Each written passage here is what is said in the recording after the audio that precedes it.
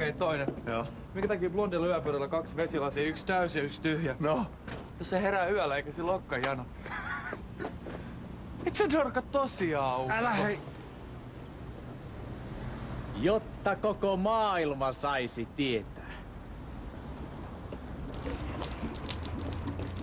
Se on lopullisesti.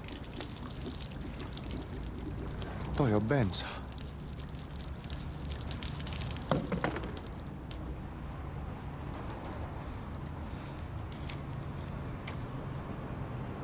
Aki Nikkisen murhaaman Rebekka Liekan muistolle.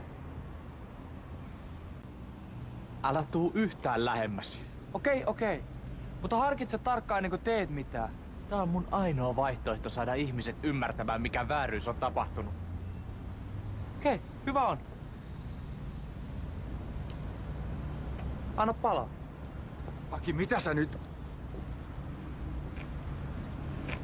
Tyyne Puustinen on kuollut.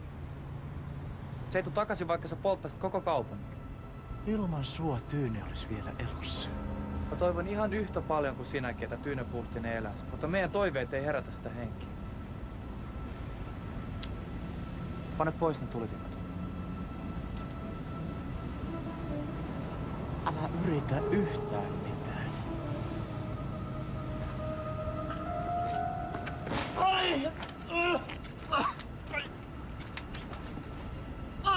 Ai mun käsi! Pitäisikö meidän soittaa valkotakit?